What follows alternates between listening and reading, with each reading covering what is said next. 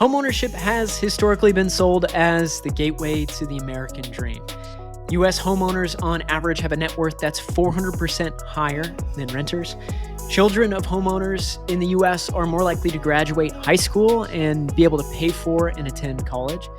Homeownership offers security and stability, and statistically this shows as homeowners are more likely to participate in local politics, in civic and neighborhood groups. But the problem is, not everyone has had the same access or opportunity to achieve this American dream. And surprise, homeowners in the U.S. are overwhelmingly white. Roughly 73% of homeowners in the U.S. are white, despite only making up about 57% of the U.S. population. BIPOC folks have been left out. Actually, that might be an understatement. BIPOC folks have been largely pushed out, shoved out, whatever you want to call it, as it wasn't until the Fair Housing Act of 1968 that housing discrimination was actually made illegal.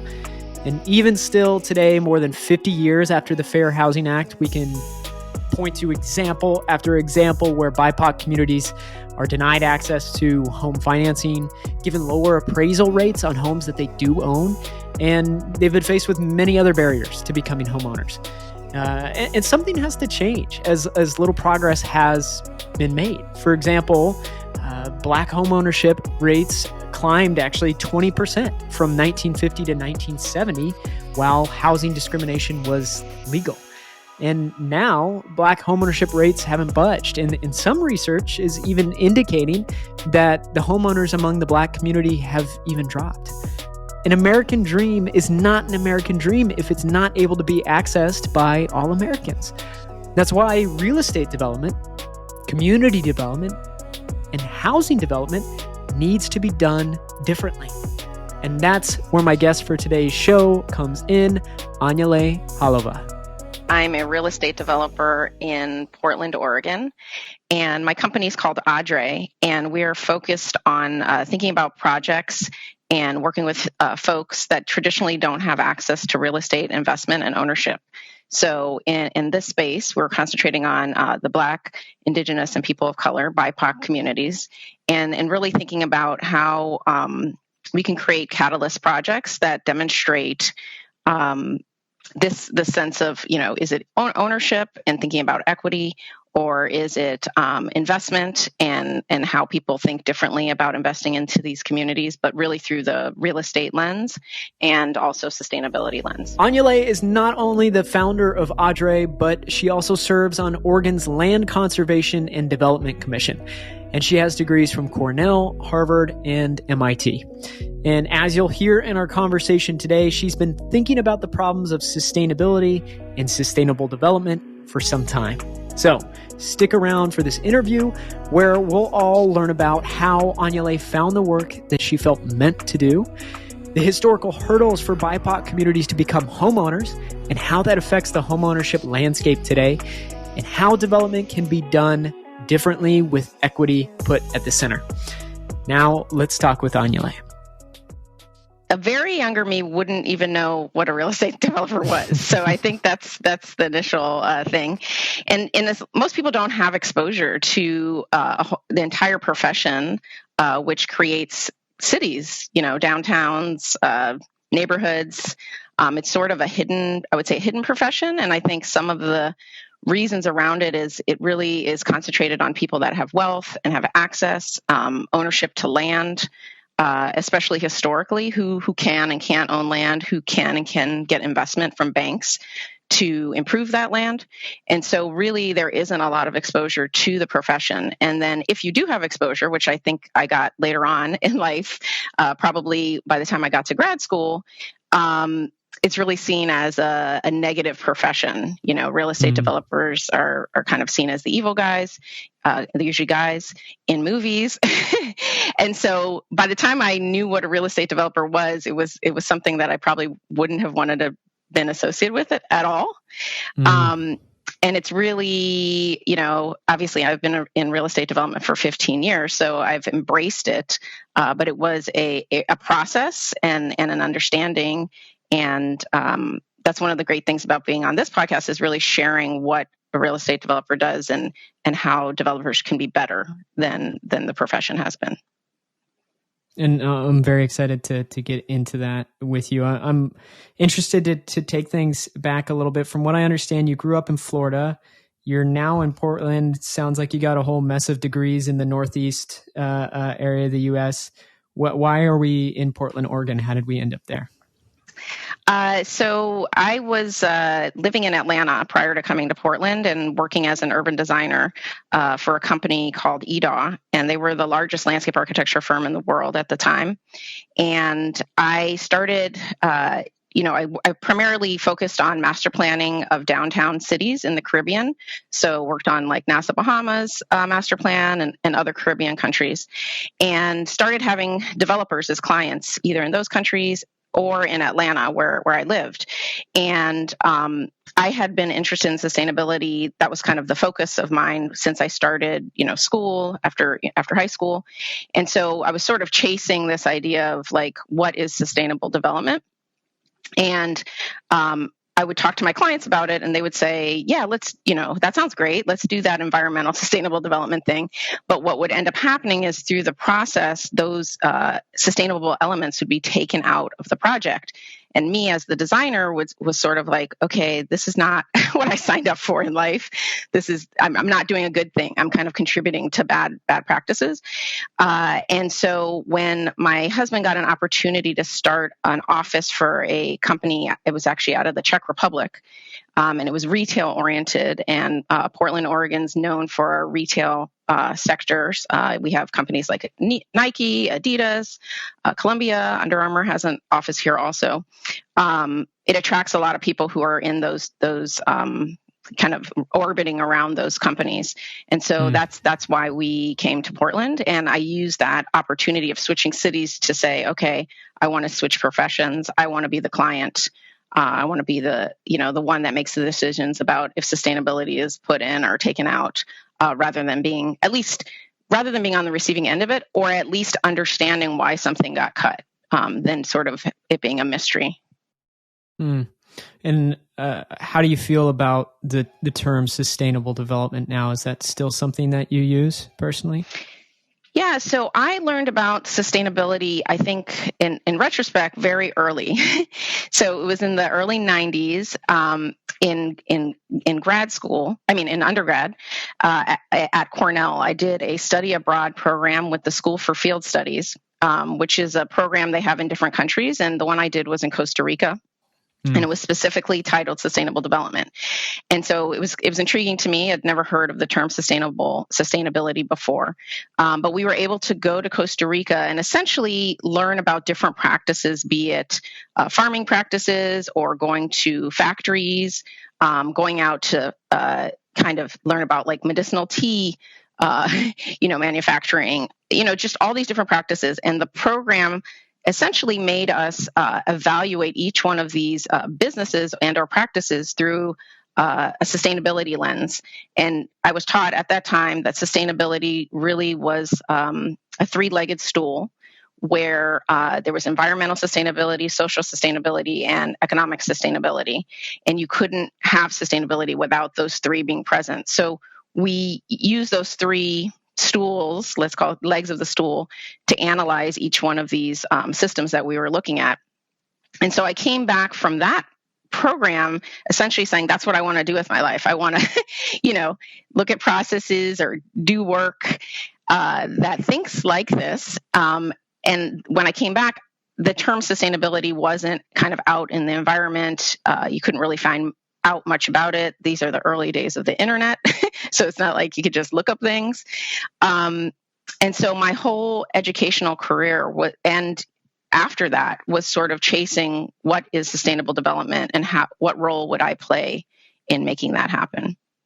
And what was that process like for you in figuring out what role you personally would play? As I'm imagining, and it triggers for me a lot of kind of existential crises, especially for the young folks who are very interested in, very broadly using their skills, their capacities, their energy in some way to leave the world a better place than they found it.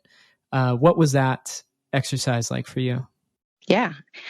This is good for students. So I essentially did a lot of summer internships, and the summer internships basically told me, you don't want to do that. You don't want to do that. But one of them was with the South Florida Water Management District. I'm from South Florida, so I went back home. And when I was there working on actually writing technical specs for that organization, I was talking to somebody about this issue, and they said, I think city planners do that. I was like, oh, city planning, something I've never thought about.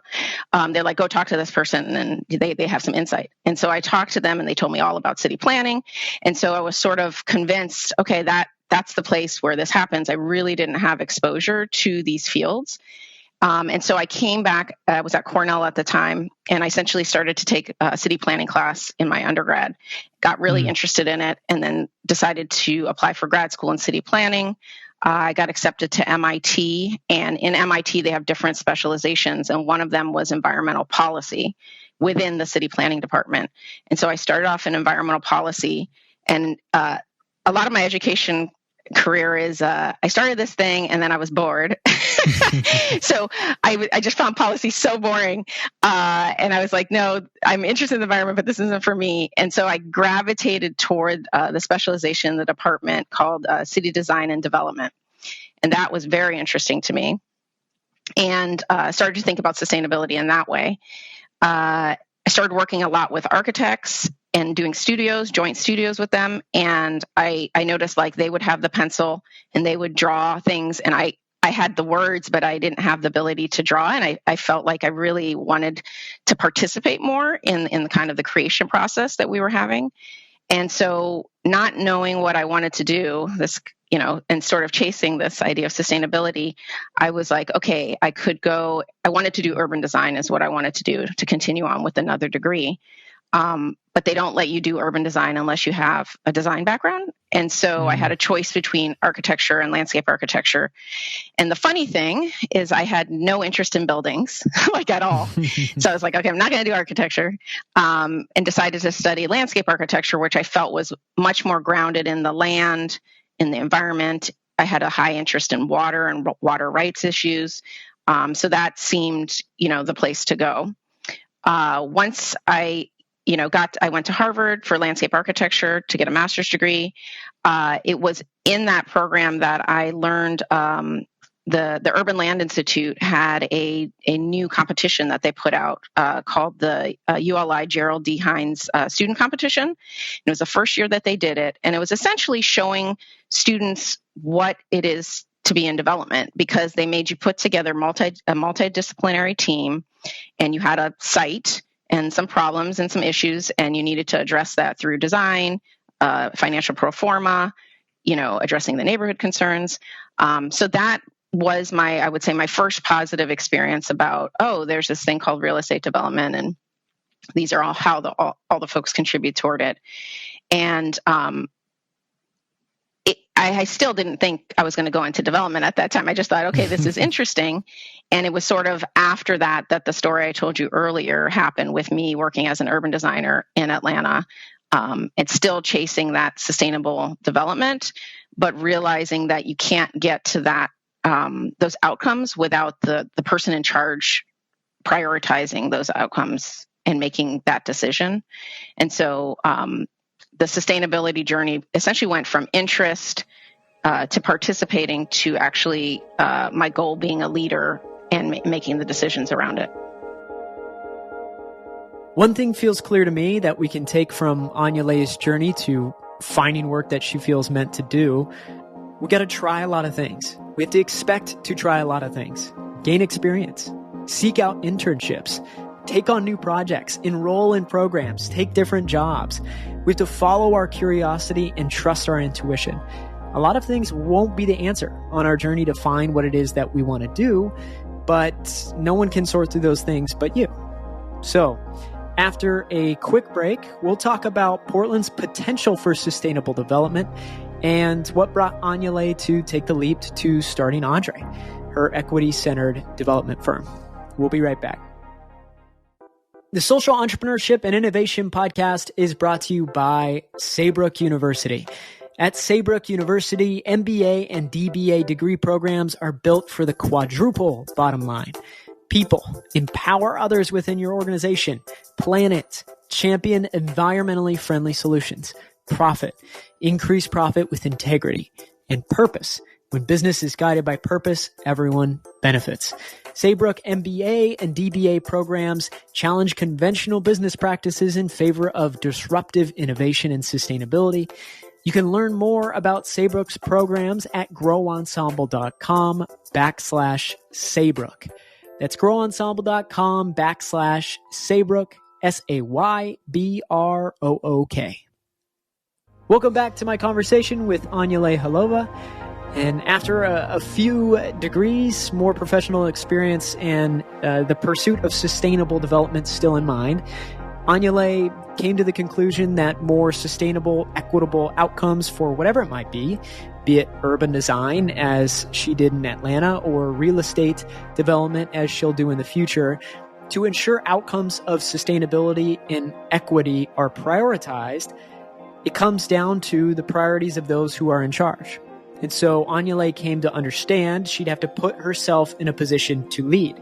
So I asked her what she thought was the potential for that as she made a cross-country move to Portland, Oregon.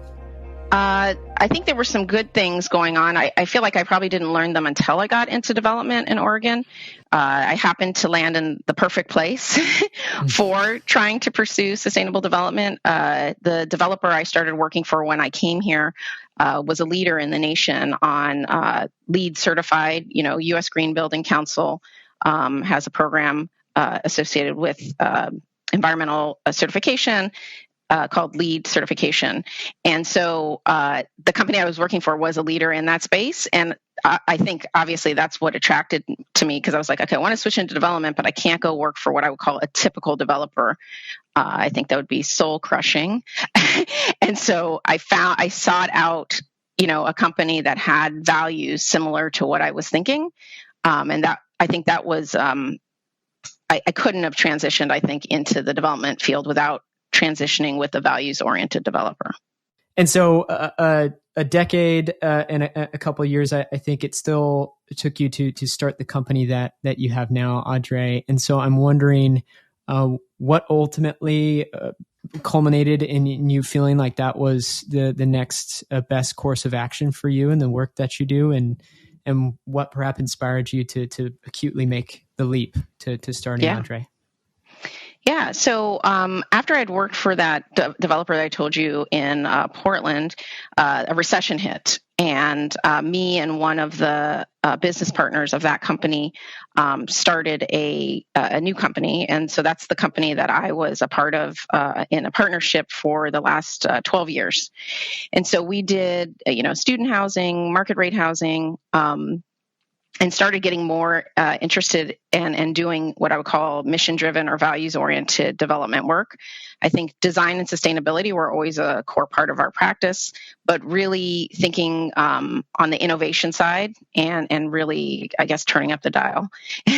So I led a project at that company called Framework, which was going to be the first high-rise building made out of wood in the United States. And it was going to be made out of cross-laminated timber. We got a grant from the USDA to a $1.5 million grant to do the research and testing associated with that. The amazing part about that project is all of our research went into changing the International Building Code to allow for this type of building by right. And really and we call this kind of category of buildings larger, buildings made out of wood. We call it mass timber construction. And what was interesting about mass timber construction is that it's thinking about, sustainability. A lot of times with buildings, we think about systems. You make the building and then you're saying, like, what is the, mechanical systems that I'm going to put in here to make it more sustainable? What are the windows I'm going to put in here? And it's a little, not after the fact, but it's kind of applied. There is a movement within the sustainability movement in buildings to think about what is the embodied energy of an actual building. What does it take to bring those materials to either harvest or make those materials or extract those materials and bring them to the site. And so the mass timber movement's really thinking about using wood, which is a renewable resource. It sequesters carbon, so you essentially can take carbon out of the atmosphere in trees, put it in buildings. When you encapsulate a building, you just essentially stored that carbon. So the carbon story for that type of building is, and the metrics are much better than if you made it out of different materials. And so, really thinking about that has been was kind of I would say the mission-oriented project that made me think I want to do more projects like that. And that project didn't end up getting built, but it was going to have affordable housing in it. It was going to have office space for B corporations. It was going to have minority women and emerging small businesses building the building. And so that kind of catalyst project led me to two other projects in our last office, one for the Nature Conservancy, their headquarters, and then the other one for a nonprofit called Meyer Memorial Trust, where that really was thinking about equity. And back to the three legs of the sustainability stool, I had always been interested in equity, mainly through my volunteer work in college, afterwards, and that was sort of my side gig, let's call it, thinking about equity. That project was the first time we had the opportunity to really, and had a client also that was like, we want to see equity taken to the farthest level that you can take it in a real estate development project in the specific moment in Portland, Oregon.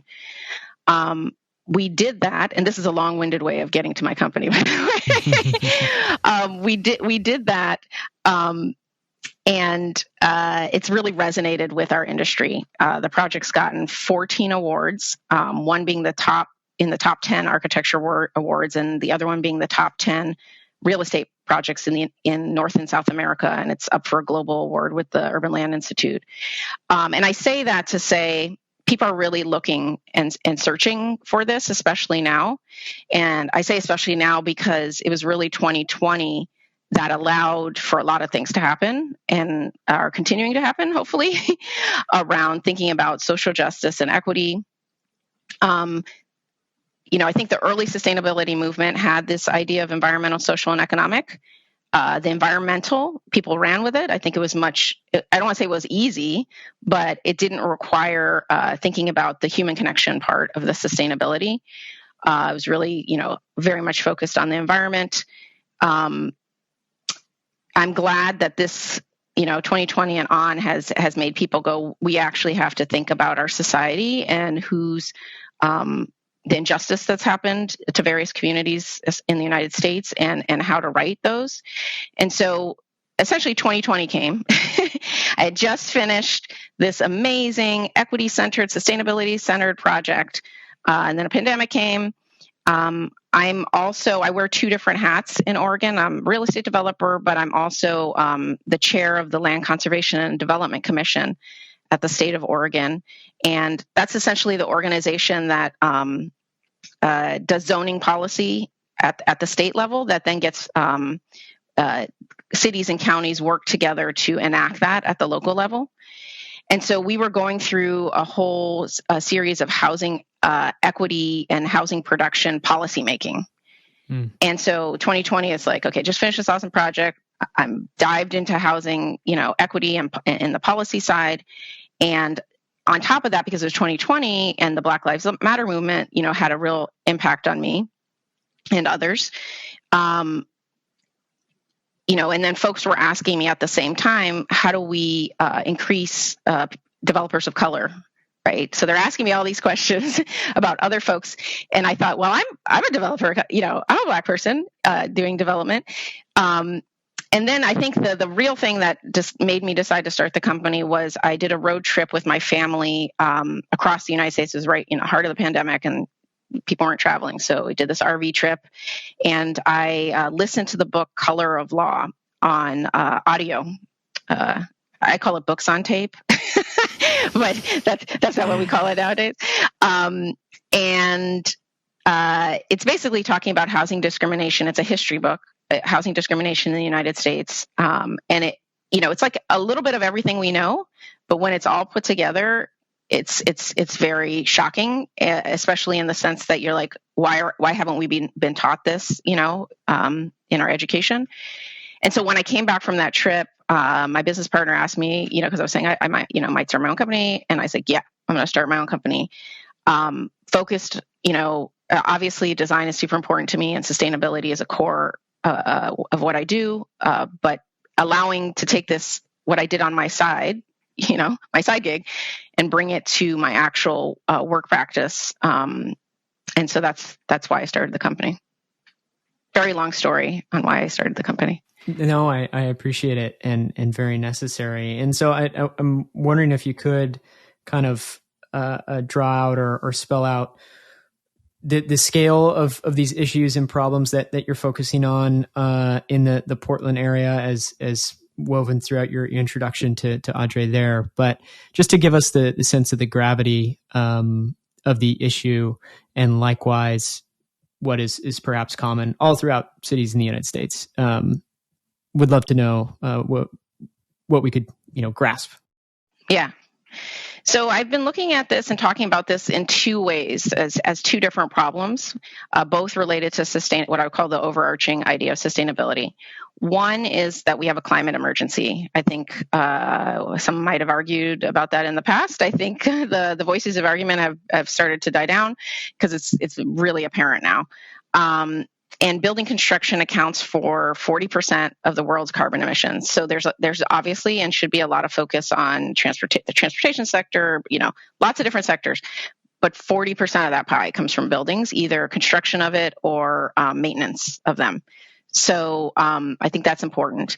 And then climate change has a disproportionate impact on BIPOC communities and low-income communities, right? Either where people's homes are placed, or the actual condition of their homes. In some cases, maybe it's lack of air conditioning. In other cases, it's lack of good circulation and mold and indoor air quality issues. But we know that as the climate gets worse, we know who's that gonna affect first. I think we know that. So that's the climate, I would call climate emergency problem. The second one is a term that was actually brought up by the book Color of Law. And they did a really great short film that kind of is a synopsis of that book. And the film's called Segregated by Design. And within that, it's really talking about housing discrimination and kind of all the policies, be them zoning or what the banks did with redlining, or every single sector was somehow involved in that very deliberate, very intentional discrimination, very overt, very clear. What that has resulted in the United States, I'm just going to use a statistic for Black people. We have probably closer to 14% of the U.S. population being Black. And, I don't even know, these stats are all correct, because it's like people haven't started measuring this until now, I would say, but only 5% of real estate professionals are Black. And then only 2% of real estate management firms are BIPOC owned. And that's the whole BIPOC, right? Not just Black. So 2%. The kind of more startling statistic that I've seen, more recently, and is very important and fits into the Color of Law, the whole premise behind that book is about homeownership. Because really, homeownership has been one of the main vehicles that the middle class in the United States has gained wealth, right? You start to have equity in your home, then you can take out that equity, you can send your kid to college, depending on where you live, determines how good your schools are. A lot is tied to where you live and if you own that home. And Black homeownership rates have declined so much that it's nearly at the same rate as it was in the 1960s, when housing discrimination was still legal. So you can imagine the 1960s and you can imagine now, and the idea of what's happened to Black homeownership rates. On top of that, there's been intentional exclusion, right? In states like Oregon, people of color couldn't even own land, couldn't even be in the state, couldn't live in the state, had to leave, the sundown laws, but for the state and couldn't own land. So if you have a whole history of people not being able to own land, how do you have an ability to say now you can make wealth and generate from that land? And so within that universe, there's implicit bias, right, about people coming into this field. There's decisions being made around land and land ownership and affordable housing and all these things that are baked in this kind of segregated by design concept. So I think those two ideas are the problem that exist, but specifically I would say in relation to the building industry and real estate development that my company is tackling head on with our projects. Mm. And how might those two problems that y'all are specifically focusing on be related, exasperated, or whatever it might be by, the shortage that we talked about, perhaps closer to the top of this conversation, the affordability and accessibility generally of homes as that's drastically changed over the last 2 years. And as well, maybe the gentrification of communities that we see in many cities. I'm not intimately familiar with Portland, but Austin, Texas, quite familiar. San Antonio. How are those that people may be kind of on their faces more familiar with related to those two pillars of problems that y'all are working on? Yeah, there's a whole series of economic factors going on that have led to kind of I would call the housing crisis that we have now. And, in general, it's a housing crisis, period, regardless of income category. Like we just don't have enough homes. People have not built enough homes. There's been a lot of attrition out of the construction industry and not a lot of encouragement on folks entering, kind of creating buildings as viable and actually very profitable careers. And so prior to even the pandemic, we had been talking about a huge shortage of construction workers in Oregon, and that pipeline not being, replenished, let's say. On top of that, these are really good jobs too that you could imagine people of color could really benefit from being in these jobs, but the lack of exposure to those jobs, and like I said, this actual overt racism and implicit bias also keeps people out of these fields. So I think that's happening regardless, and is not necessarily related to climate change or directly related to discrimination. It's just happening. I think on top of that, when we are able to make homes, most of them are at market rate because they're new construction, and those are the most expensive when you create them new. It's over time, the more housing that you make, over time that becomes affordable. So really, this is the one thing people don't get right about development or this issue, is that you need housing supply at all the price points. A lot of times people see what they call luxury housing as somehow taking away from affordable housing, when if you don't provide that in quotation marks, I don't like the word, but in quotation marks, luxury housing, essentially those folks can then buy housing that's cheaper, which then pushes those folks out to buy housing that's cheaper and kind of creates a huge housing shortage in that way. So the most important thing right now in the United States is to increase in Oregon is to increase housing supply, period, because that is our long-term affordability. There also is a problem that we need immediate affordability also, and so it doesn't happen on the market by the market itself. It just can't, and so that's where we need government support. A lot of government support to kind of fund those affordable housing to make that happen. What's happening in all major cities, including Portland, is really as certain areas of the city become more attractive, / we have this housing crisis, people move into the areas that they can afford, and essentially that eventually pushes out the folks that can't afford to stay. So some of the stuff that we're doing at the state of Oregon, and a lot of and then there's a conversation about then how do you tackle that issue. And so some folks who are in the know about how the housing cycle works and supply and demand are like, we need to increase housing, for all. But if you don't pay attention to gentrification, that could be a bad thing, right? On the flip side, if you say, we don't want gentrification, don't make any buildings, you're essentially exasperating and creating a actually more vicious cycle of lack of affordable housing. And so the work that we're looking at the state, when I was talking about the housing policy, is really saying, how can you encourage housing production, right? What are the tools, mechanisms, incentives, all the things to increase housing production, while also creating tools that help to mitigate displacement and gentrification. And so instead of, like you said, after the fact going, oh, whoops, we're in this problem, forecasting, if we have a lot of development in this area, there may be gentrification caused. Are there things that we can help those residents that currently live there be able to stay in their homes, be stabilized, provide new affordable housing in that neighborhood that might be gentrified, so people don't have to move out and they can actually maybe move into new homes that are healthy and sustainable and all that kind of stuff, rather than kind of the deteriorating homes. And really, I think the important part on the gentrification displacement is really preserving wealth for the folks that do own their homes in these neighborhoods, that they don't get pushed out and of wealth creation. And so that's something we did at the state, is provide a displacement and gentrification toolkit that cities have to use to analyze their various areas of the city and start to identify what areas are more prone to gentrification and displacement, which ones are areas of opportunity.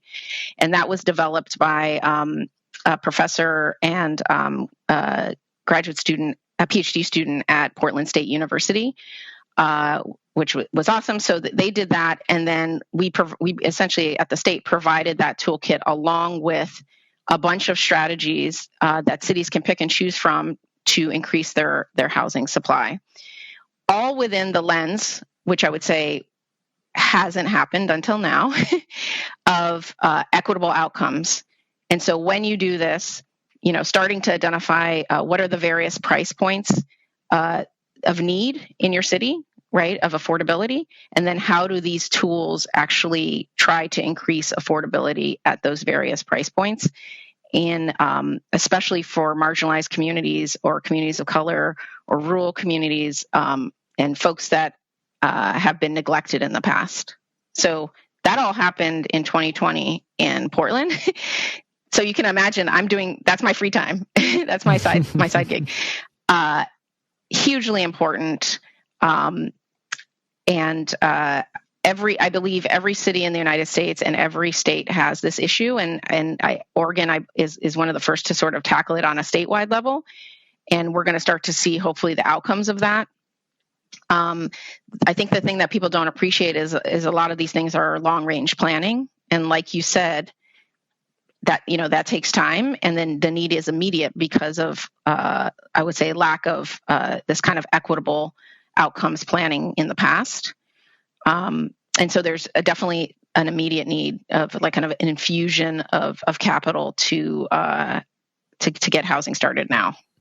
And so with that progress and that toolkit as an example, is that now like a law or something that developers, they must go through this assessment or something before targeting a particular site? It is a law. It was two bills that passed at our state in 2019. Then they came to our department at the state level, and then the rules associated with them, the details were written out. That's now in the hands of cities and counties in our state, and so they're going to start to do those analyses with the end goal on at least one of them is about encouraging more what they call missing middle housing. So duplexes, triplexes, cottage clusters, something in between the single family home and the mid-rise or high-rise. So definitely that zoning change has happened in the state of Oregon. The housing production work is just starting in the cities. So I'm just starting to see cities, and public participation is an important aspect of this. And so they're just going out to cities saying, like, what do we need? What do we want? They're assessing what is our lack of housing, but not just, we need 1,000 homes. We need this many homes that serve folks that are at the 30% area median income or below, or at the 60% AMI or below. So really breaking that down. They're just starting that work now with the idea that then they'll come up with tools on the gentrification displacement things, and then also on the housing production strategies to essentially incentivize developers to make this housing, and not just developers, but also nonprofits that do development work, CDCs. So it's going to take all of us working on this. It's not. Sometimes some people are looking for like one thing that's going to solve it. We need all of it. We need the ADUs. We need the missing middle housing. We need to think about gentrification and displacement. We need government funding. We need to incentivize developers. We need all of it right now. And I'm so curious, how is that for you to be in that chair position and to be a developer yourself? Like how, I imagine that was, kind of strategic in your own way of, how you pursue and work around this problem or the strategy that you took in one way. But what's that relationship like for you to be on those two very important sides of that? Yeah, on the development side, it can be very myopic in the sense that you're looking at a piece of land and you're like, okay, what am I going to do right here? Back to my schooling and education, I found policy so boring. And part of it had to do with I didn't have experience, right? So it was very abstract, let's say. I have larger interests in, governance, in policy, in society.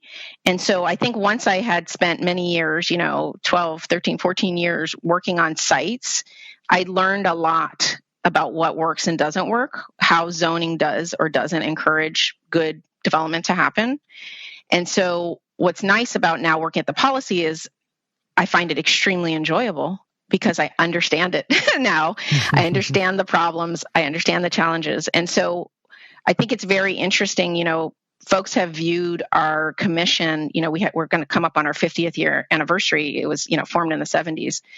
And, I think some people view it as very anti-development because it's really about preserving agricultural and forest land. And we have urban growth boundaries that limit, development to certain areas and not encouraging sprawl. I think that all those things are amazing.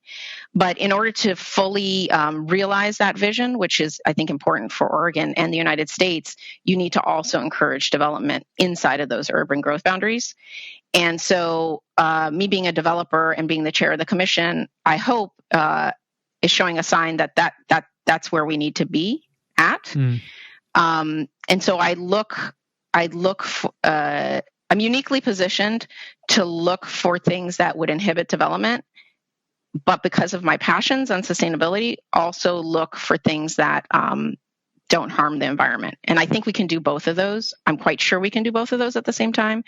That's what my whole practice has been based on, and we just need more folks to embrace that's possible. And then on top of that, we can also do that, and it can be more equitable for people. It doesn't have to be all to the benefit of the wealthy or the well-connected or the white or the older or the retired. It can be for or the homeowner, for that matter. It can be for the renter. It can be for everyone. Anyeley sees real estate development done differently. Everyone needs to be taken care of. No one should be excluded or left behind. And of course, said out loud to y'all, listeners of this show, that seems incredibly obvious. Why would it be done any other way?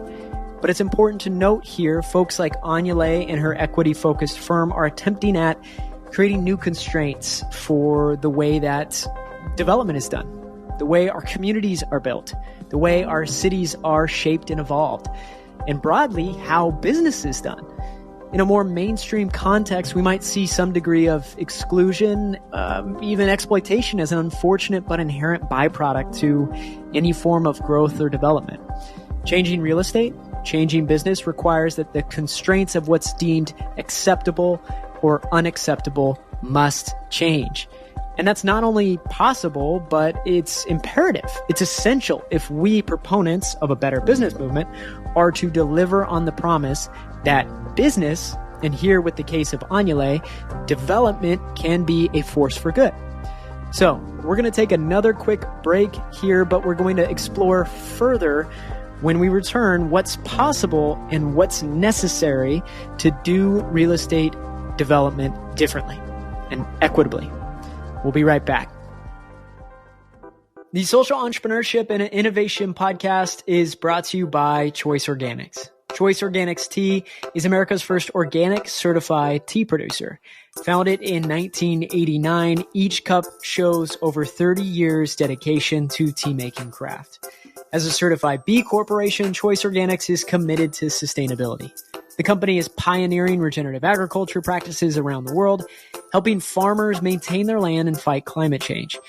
Unique aid programs like providing porridge for school children in Rwanda touches lives every single day. At headquarters in Eugene, Oregon, the world's first LEED certified tea production facility raised the bar for sustainability, while employees receive comprehensive benefits in addition to salaries above the county living wage. A tea made intentionally from seed to sip is a better tea. Try Choice Organics and taste the difference. You can read more about Choice's commitments to sustainability at choiceorganics.com/sustainability, or you can go to growensemble.com/choice. Welcome back. Of course, when designing our cities, communities, and neighborhoods, we have to take the long view, past, present, and future. It's important to understand who lived and worked in these communities in the past, who lives there now, and what that all might mean for who might live and work there in the future. This is a vital component to development that has been left out. Growth in many of our U.S. cities is based on what can be gained for those doing the developing, not who is to be affected, for better or for worse. Our communities and cities should be built and designed for people, right? Not companies. This is an idea that clearly resonates with Anyeley, as I asked her what the significance was of the name of her firm, Adre. So the name Adre is in the Ewe language, which is a tribe in West Africa, and my dad's side of the family are Ewe. And I was looking for a name that kind of encapsulated a lot of things, and it means the number 7 in English, and 7 is great because of thinking about 7 generations with regard to sustainability. So native and tribal communities have this concept of 7 generations, where you think of yourself as a generation, and then you look 3 generations past in your history to be like, okay, and then you look at 3 generations forward and thinking about not making moves that are going to be harmful to your kind of ancestors, but also to your descendants or the future. And so I think that really encapsulated the sustainability ethic of the company. And then linking kind of back to my West African roots and thinking about, Pan-Africanism and just really that we, especially in communities of color, that we're all connected. And so, and this concept that I learned when I was at Cornell called Ujamaa, which means cooperative economics.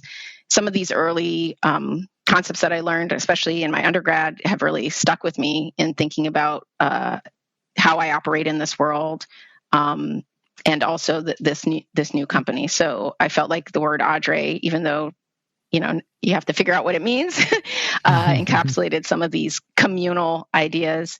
And then really the number 7 is a sacred number in many cultures and languages, and has kind of a universality to it.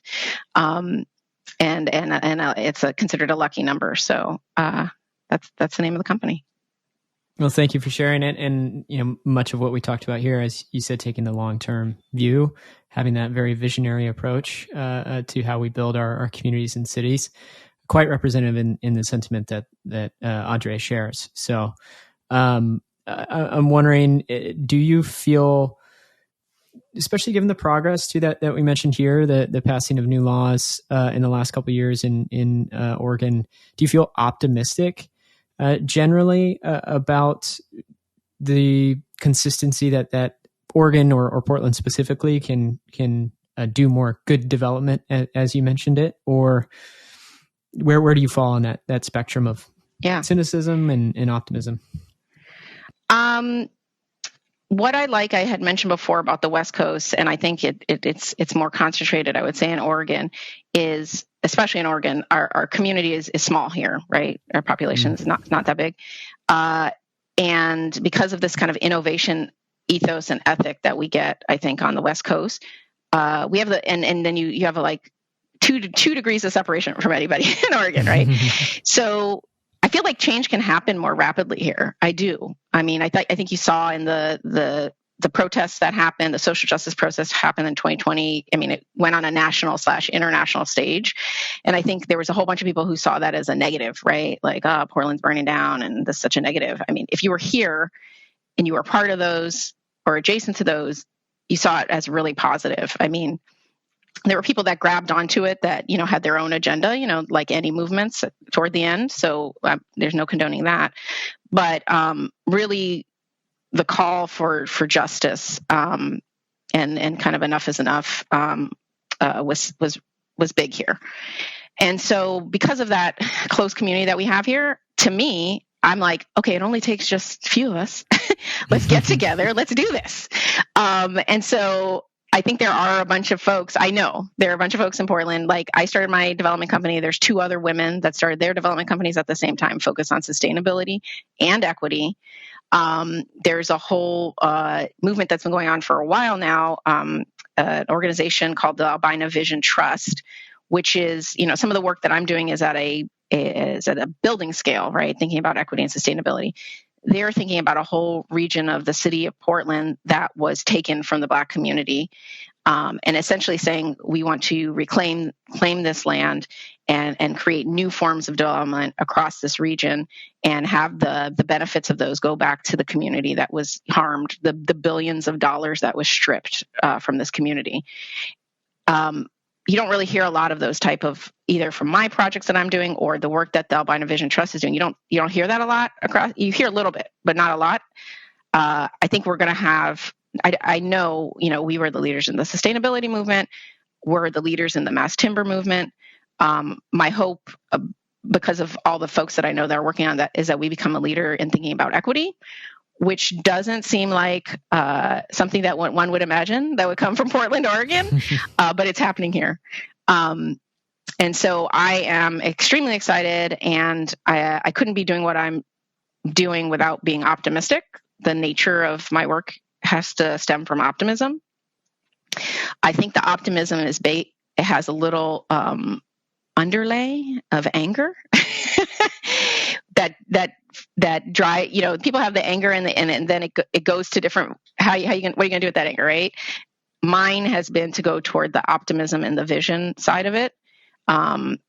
Similar to the project I work on called Framework, which was very much on the vision of a new mass timber industry in the United States that completely didn't exist, and really pushing that. I was like, if I can pour that much energy and see that many results, which it's been amazing, the results in that regard. What if I poured that energy into the Black community? What results could there be?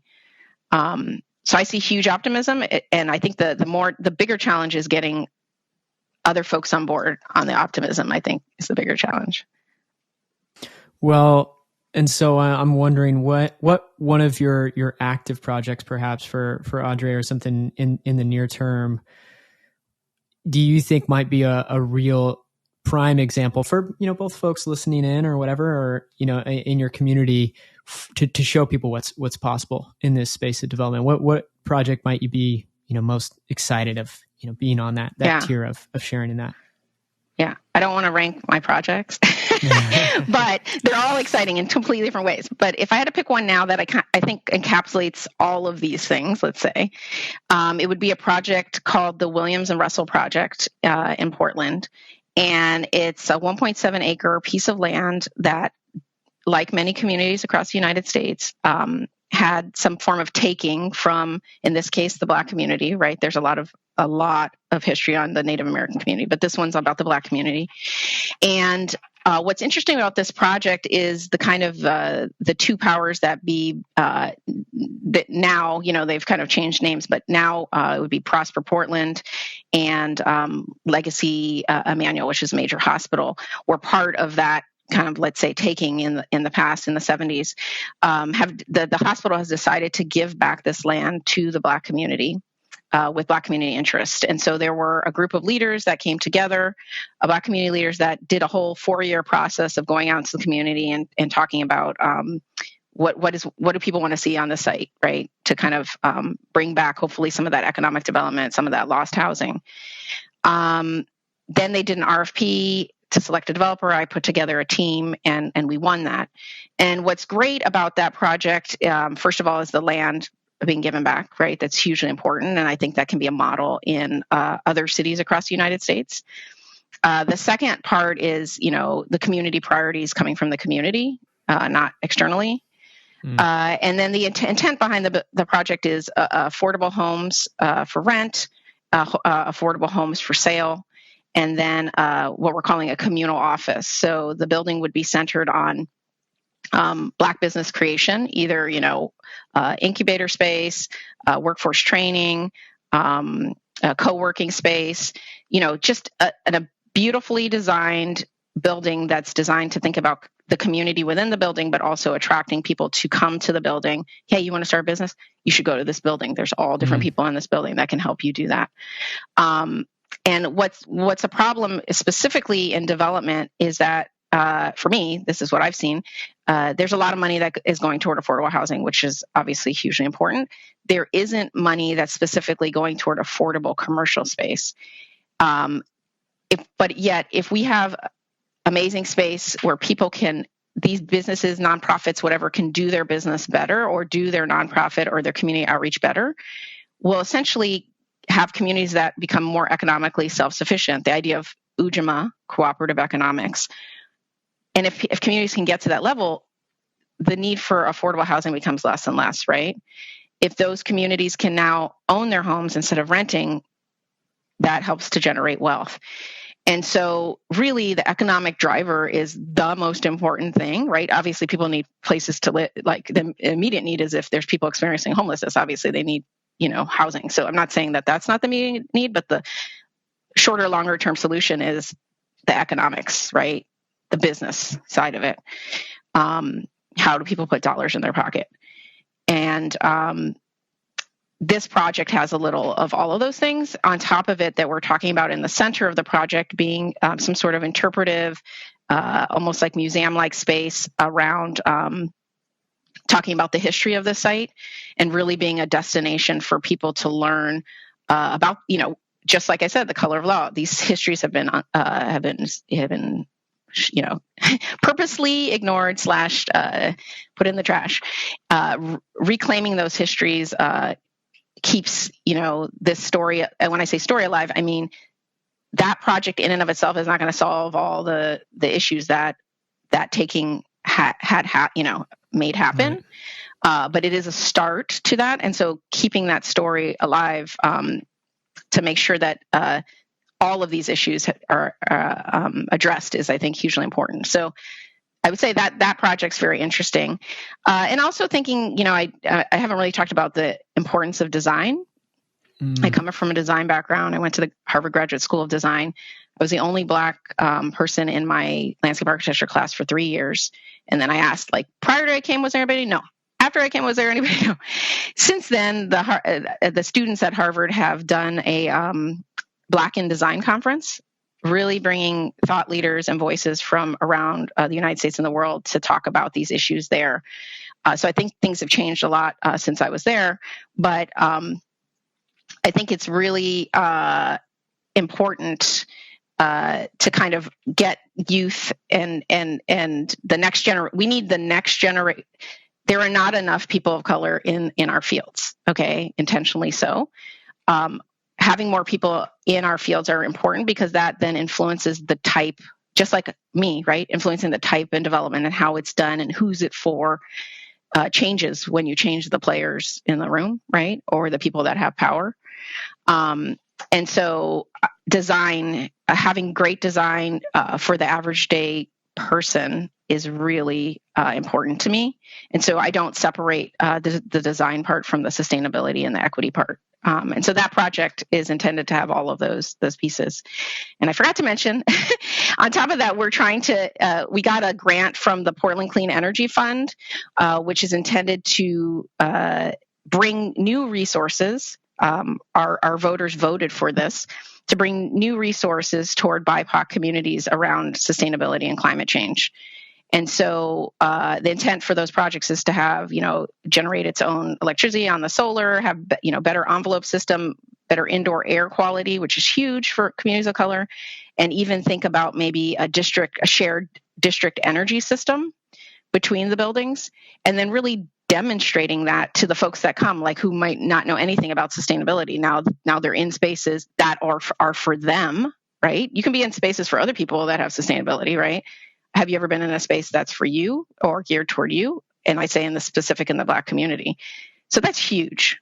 And so we're really looking forward. And that's a complicated project, by the way. There's a lot of different things going on. If you can imagine. And it's not just the things we've added. This is complicated work, right? This is not easy work. If it was easy work, we would see this everywhere, just like the tall wood buildings, not easy work. But we do need catalyst projects to demonstrate this. And what I need and what my projects need right now is either impact investors, but more so people who give grants. A lot of foundations don't give grants to capital projects. They only give toward the programming.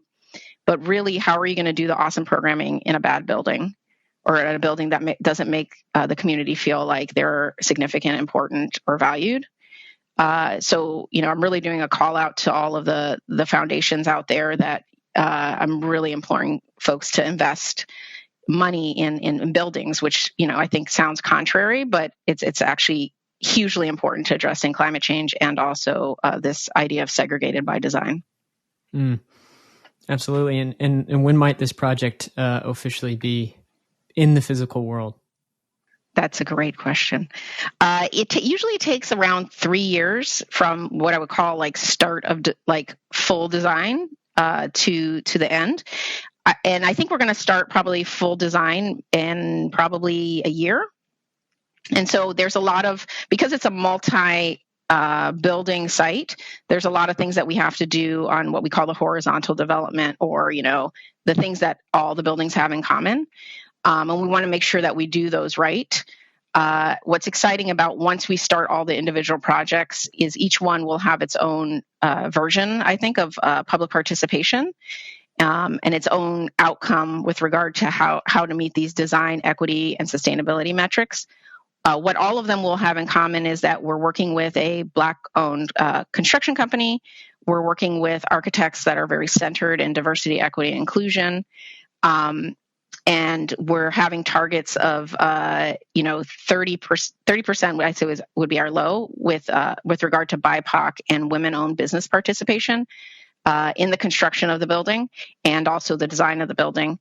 What I've been doing with my company that's different than most, I haven't heard of anybody doing this yet, is I'm actually tracking all the dollars into all of my projects. And my hope is by the end of the project, I can say all the dollars spent on this project, this is how much went to women-owned businesses, to BIPOC-owned businesses. And then really thinking about ownership, I forgot to mention on that particular project is who's going to own those projects, that piece of land, that building at the end is really trying to be Black community focused. And that's the thing that's been stripped from communities of colors is land ownership and control. And so, that kind of work takes time. So I would imagine 4 years from now, we're going to have some buildings there. And in the meantime, and during the process, we're going to have a lot of lessons learned, a lot of things to share with other folks about how they can do this in their cities.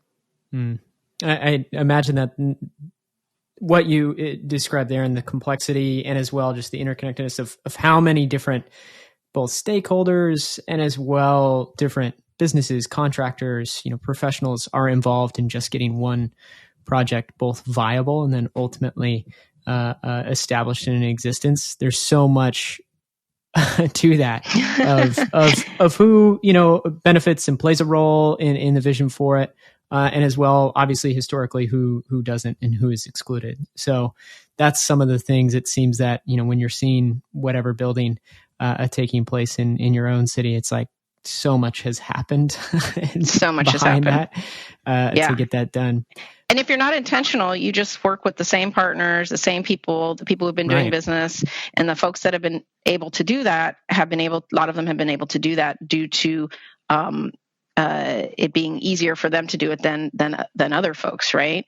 Or intentionally the folks that have been left out of that know-how, or that, in order to have a business, you need to get financing from a bank, right, to grow your business. And if the bank, we know through historic discrimination, won't give you a business loan, how are you supposed to grow your company? And then how are you supposed to be ready to do a project like that, right? So we don't see this as similar to the Meyer Memorial Trust project that I did. We saw that as a project that could help grow companies for the next project. Right. It's a long range game, but you have to have intentionality in each project and within a city to kind of build that infrastructure to get to the point where you can say, wow, maybe we could have the majority of the folks on this building be from the community in which it's being built.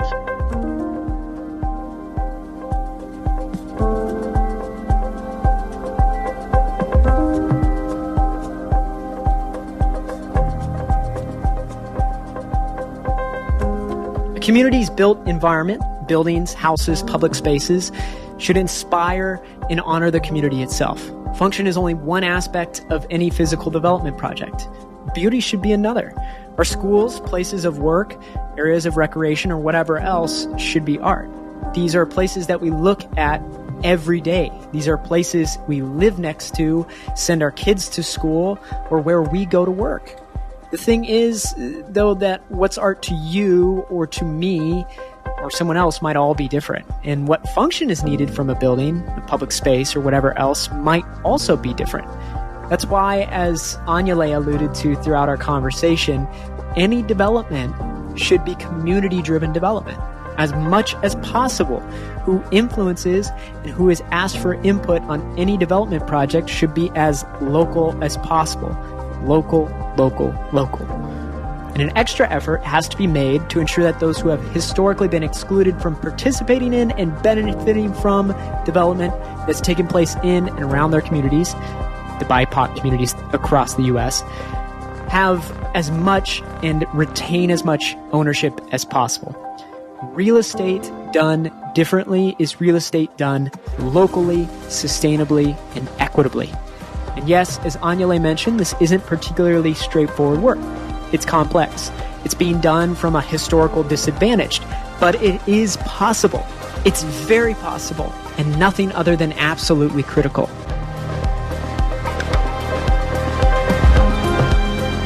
I hope you enjoyed this conversation with Anyeley Hallová, founder of the equity-centered development firm Adre. You can learn more about their work at adre.dev. That's Adre, ADRE.dev, DEV. And to connect with Anyeley directly, you can find her on LinkedIn. All links will be in the description and our show notes page at socialentrpreneurship.fm. Finally, if you like this episode and want to hear more, there's a bit of bonus content that we held back on in this conversation. Sign up for my newsletter at growensemble.com/newsletter. You can get access to additional bits of our conversation, including a rapid fire question round where Anyeley shares her best advice for social entrepreneurs, favorite books, and more. All right, y'all. Cory signing off here with the Social Entrepreneurship and Innovation Podcast. Talk to you next time.